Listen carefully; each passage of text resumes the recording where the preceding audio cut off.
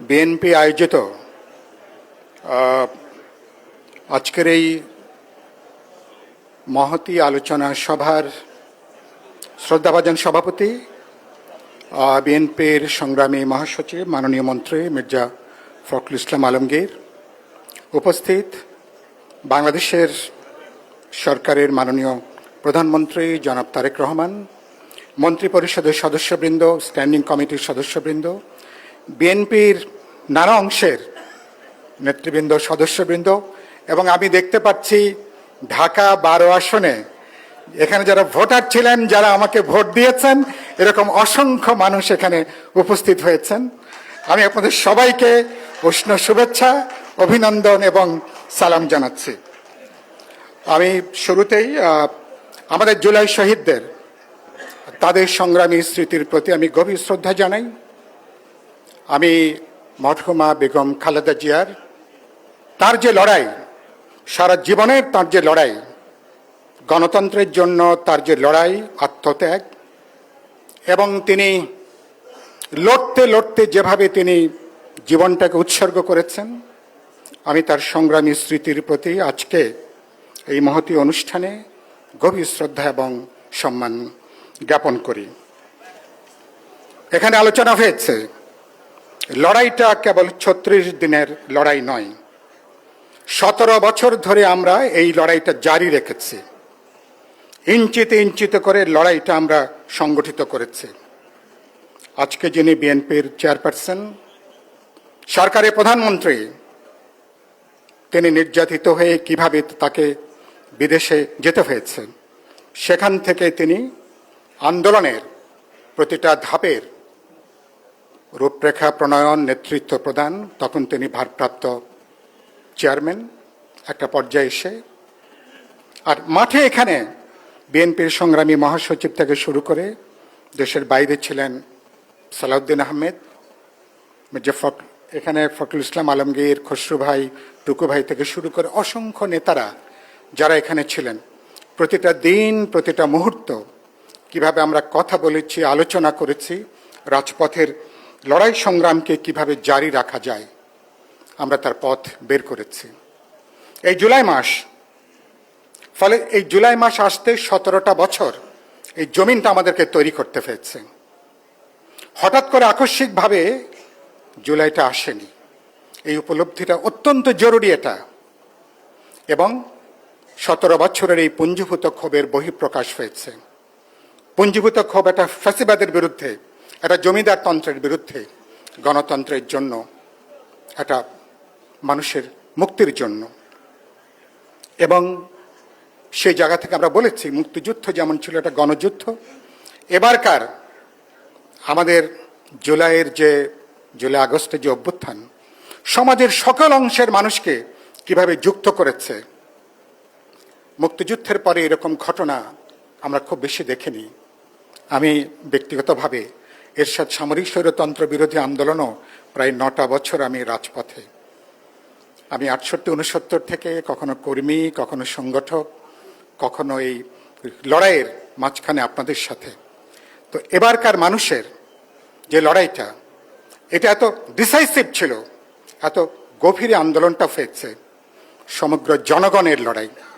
খুবই দুর্ভাগ্যজনক, এখন লড়াইয়ের মালিকানা তৈরি করবার জন্য, এখন এই অভ্যুত্থানের পেটেন্টবাজি করবার জন্য অনেকে রাস্তায় নেমে পড়েছে।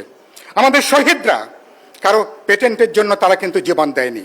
যারা লড়াই করেছেন, এই বিএনপির লক্ষ লক্ষ নেতা, 60 লক্ষ নেতাকর্মীর বিরুদ্ধে মামলা, 1 কোটি মানুষ, প্রায় 1-1.5 দশক তারা কেউ আপনারা বাসায় ঘুমাতে পারেননি, বাসার কোর্টের বারান্দায় আপনাকে ঘুরতে হয়েছে, পরিবারগুলো বিচ্ছিন্ন হয়েছে, ব্যবসা বাণিজ্য উচ্ছন্ন গেছে।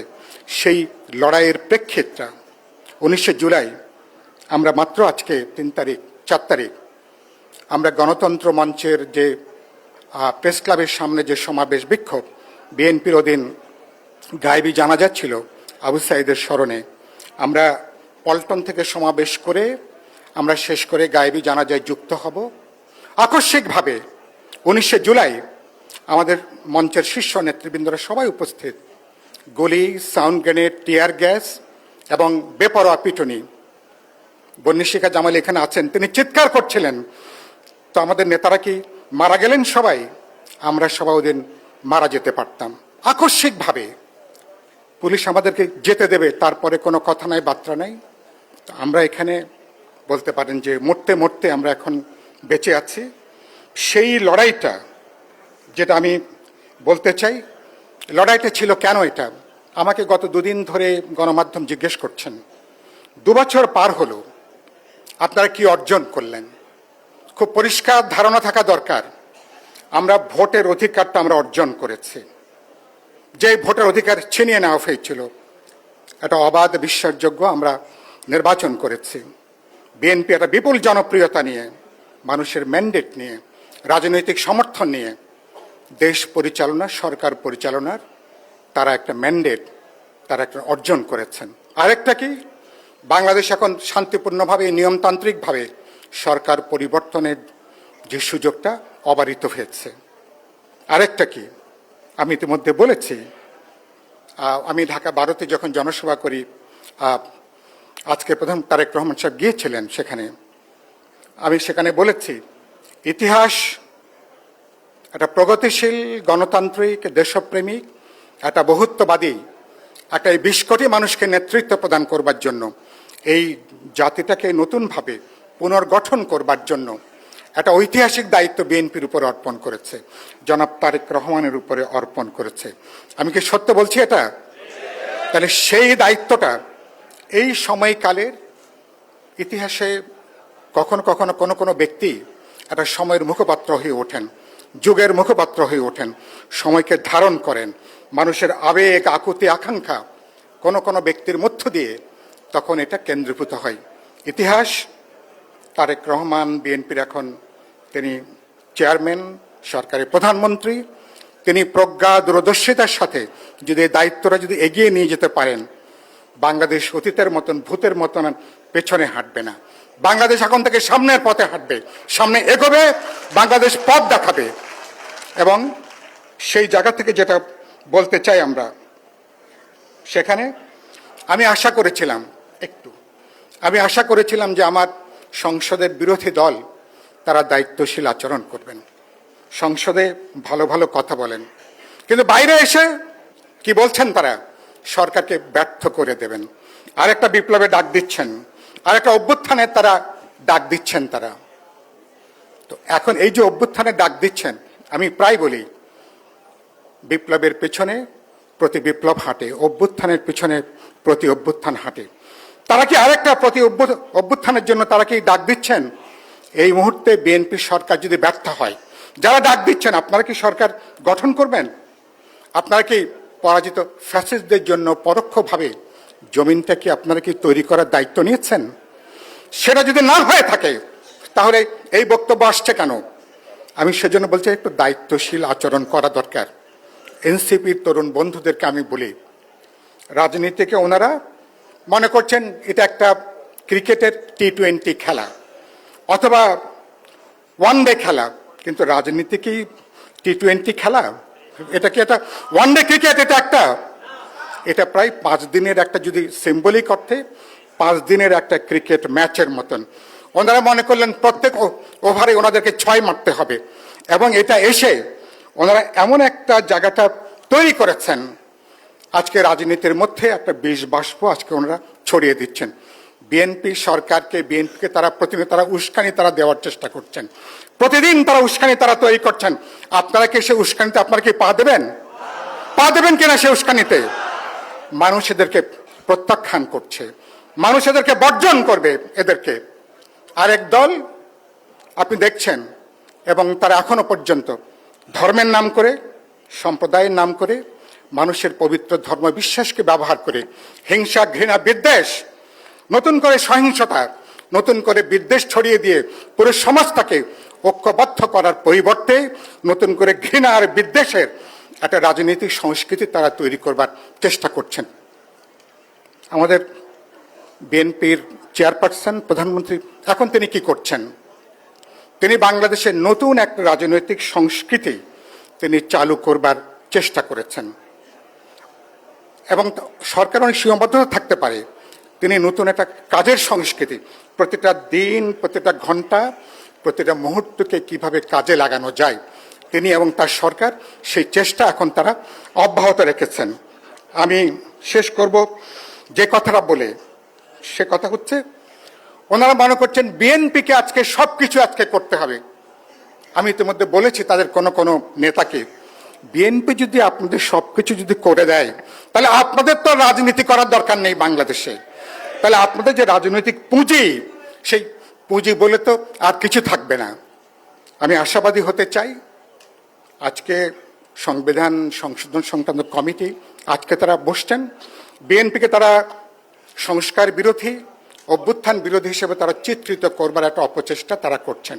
আমি দেখতে চাইব বিএনপি, আমরা যে 31 দফা প্রণয়ন করেছি, আমরা জুলাই সনদে ঐক্যবদ্ধ আমরা স্বাক্ষর করেছি, আগামী সংসদের অধিবেশনে যখন অষ্টাদশ সংশোধনে যখন আপনারা হাজির করবেন, জুলাই সনদে যেগুলো আমরা স্বাক্ষর করেছি, বিএনপি স্বাক্ষর করেছে, দেশবাসী অপেক্ষা করছে, মানুষ অপেক্ষা করছে, আপনারা সেই সংশোধনগুলো বিল আকারে উত্থাপন করে পার্লামেন্টে সেটাকে আইনে পরিণত করবেন, এবং সেটা যাতে বাংলাদেশ সাংবিধানিকভাবে অতীতের মতন কোনো স্বৈরতন্ত্র আবার যাতে ফিরতে না পারে।